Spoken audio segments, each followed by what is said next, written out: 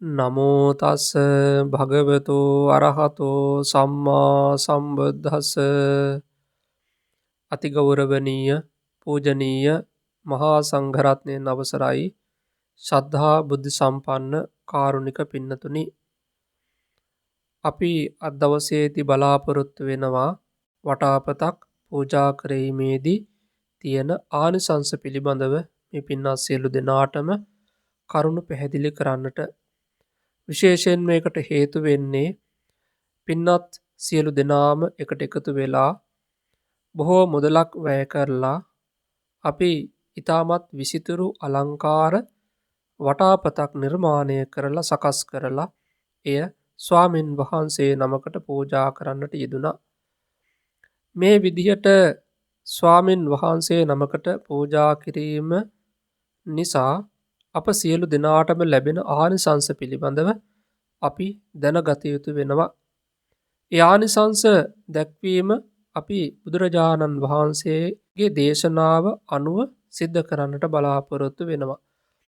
කොහොමද මේ වටාපත ස්වාමින් වහන්සේ නමක් අතටපත් උනේ කියන කාරණාව අපි පැහැදිලි කරගත්තොත් ලෞතුරා තථාගත සම්මා සම්බුදුරජාණන් වහන්සේ සවැත් නුවර දෙවුරම් මහා විහාරයේ වැඩ වාසය කරන කාලයේදී විශාඛා මහා උපාසිකාව සවැත් නුවර දෙවුරම් මහා විහාරයට පැමිණිලා තමන් විසින් සකස් කළා වූ විජිනිපතක් සහ තල්වටක් පූජා කරන්නට යෙදුණා.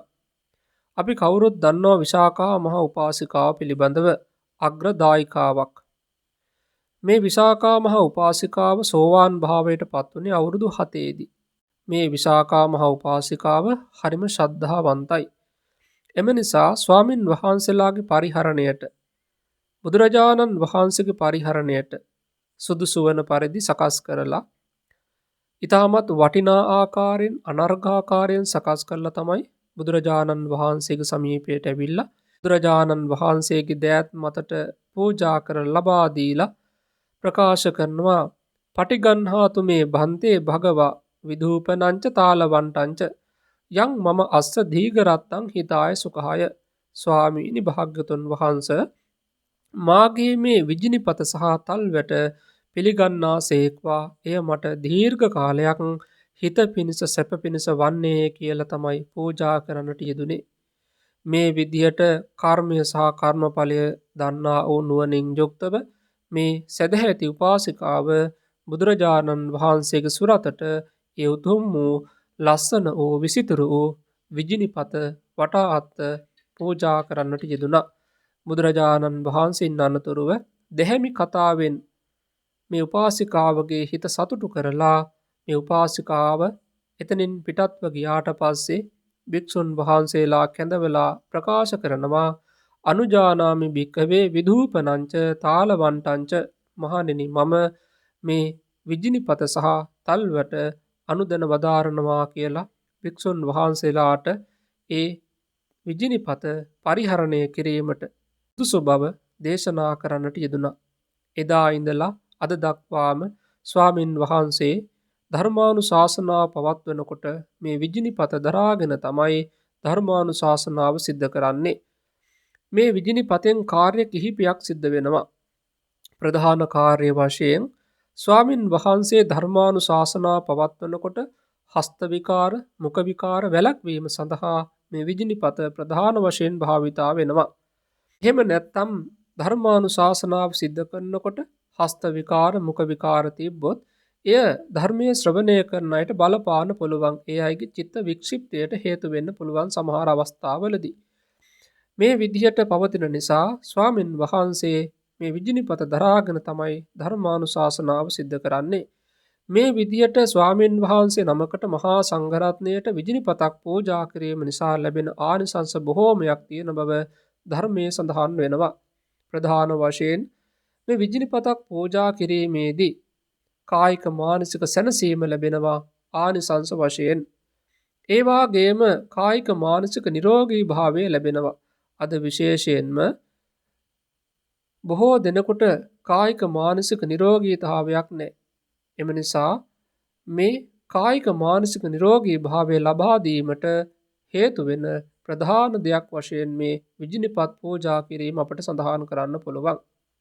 වගේම උපදින සෑම ආත්ම භාවයකදීම අන් අයගේ ගෞරවයට කීර්තියට වෙන්නට හේතු වෙන උපකාර වෙන දෙයක් තමයි මේ විජිනිපත් පූජාව. අපි කවුරුත් කැමතිනේ ගෞරවයට කීර්තියට ප්‍රාප්ත වෙන්න. එහෙනම් අප විසින් කළ යුතු වන්නේ මේ විජිනිපත් පූජා කිරීම. ඒ වගේම බොහෝ පිරිවර සම්පත්තියක් ලබන්නටත් මේ විජිනිපත් පූජාව වටාතු පූජාව හේතු වාසනා වෙනවා. අපිට ලෙඩක් දුකක් හැදිච්ච වෙලාවේදී අපට බෙහෙතක් හේතක් ළඟට ලබා ගන්නට අපට යම්කිසි කෙනෙක් ඉන්නවා නම් ඒක හොඟක් හොඳයි. එහෙනම් මේ විදියට කුසල ධර්මයන් කරනකොට ඒ වගේම ලෙඩක් දුකක් හැදිච්ච වෙලාවේදී අපට පරිවාර සම්පatti ඉන්නවා නම් පහසුවෙන් ජීවිතය පවත්වා ගන්නට පුළුවන්. එහෙනම් පිරිබර සම්පත්තිය ලබා දෙන මහඟු පින්කමක් තමයි මේ වටාතු පූජාව. ඒ වගේම තමන්ගේ නුවණ වර්ධනය වෙනවා, ප්‍රඥාව වැඩෙනවා මේ විජිනිපත් පූජා කිරීම නිසා. ඒ වගේම දිව්‍ය මනුෂ්‍ය සම්පත්තිය මෙන්ම ලෝකෝත්තර සම්පත්තියත් ලබා ගන්නට හැකියාවක් ලැබෙනවා මේ විජිනිපත් පූජාව නිසා. මේ විදිහට සඳහන් කළා වූ ආනිසංස මෙන්ම සඳහන් නොකළා වූ බොහෝ ආනිසංස ප්‍රමාණයක් මේ විජිනිපත් පූජාවේ පවතිනවා. එහෙනම් අප විසින් මනාසේ ලස්සනට විසිතුරුව මේ විජිනිපත් පූජාව සිද්ධ කරන්නට යෙදුණා. විශේෂයෙන්ම මේ විසිතුරු ආකාරයෙන් මේ විජිනිපත් පූජාව සිද්ධ කර ගැනීමට බොහෝ දෙනෙක් උපකාර කළා. විශේෂයෙන්ම ස්වාමින් වහන්සේලා වශයෙන් පූජ්‍ය සිංහරාජ ස්වාමින් වහන්සේ, පූජ්‍ය සමිත ස්වාමින් වහන්සේ, පූජ්‍ය ධම්මදින ස්වාමින් වහන්සේ, පූජ්‍ය ධම්ම සුසීම ස්වාමින් වහන්සේ, ඒ විතරක් නෙමෙයි ගිහි අය වශයෙන් තව බොහෝ දෙනෙක් මේකට දායකත්වයේ දරන්නට යෙදුණා. අතුල හරස්ගම මහතා, එවැගේම ජී.එච්. ඥානවතී මණිකේ, කමලාවතී, මදු කෞශල්‍ය, සුභද්‍රා කුසුමලතා මහත්ම මහත්මීන්, ඒ වගේම උපුල් සංජීව වික්‍රමනායක මහතා, සිසිර මහතා, උජිතද සිල්වා මහතා, දයාවංශ පියාණන්, විජිතා කුසුම් සිරිවර්ධන මෑණියන්, රමණීය සිරිවර්ධන මහත්මිය, ඒ වගේම දමයන්ති ජය මහා මහත්මිය ඇතුළු බොහෝ දෙනෙක් මේ පින්කමට සහසම්බන්ධ වෙන්නට යෙදුණා. ඒ සම්බන්ධ වුණා වූ සියලු දෙනාටමත් මේ උතුම් වූ පුණ්‍ය ධර්මානුභාව බලයෙන් නිදුක් නිරෝගී භාවය ලැබේවා. තව තවත් ශාසනය ඇසුරු කරගෙන ගුණ ධර්මයන් කුසල ධර්මයන් පූර්ණය කරගන්නට හැකියාවක් ලැබේවා. කුසල චේතනා සිහිපත් වේවා. බුදු ගුණ ධම් ගුණ සංඝ ගුණ සිහිපත් වේවා.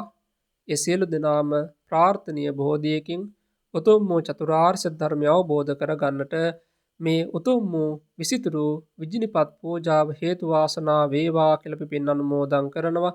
ඒ වගේම සක්දේව රජතුමා, සතරවරම් දෙවිවරු, සියලුම බ්‍රහ්ම රාජ මණ්ඩලයට මේ පින් අනුමෝදන් වේවා. ඒ සියලු දෙනාම නිදුක් නිරෝගී භාවයට පත් වේවා කියලා අපි පින් අනුමෝදන් කරනවා. ඒ වගේම මේ පින්නා සියලු දෙනාටමත් මේ උතුම් වූ පුණ්‍ය ධර්මානුභව බලයෙන් වහවහාම ධර්මය අවබෝධ කරගන්නට අවශ්‍ය කරන පාරමිතා ධර්මයන් සම්පූර්ණ කරගන්නට මේ උතුම් වූ පින්කම හේතු වාසනා වේවා කියලා අපි මේ වෙලාවෙදි සියලු දෙනාටම මේ විජිනිපත් පූජාවෙන් ලැබුණු පින් අනුමෝදන් කරනවා. සියලු දෙනාටම ආශිර්වාද කරනවා.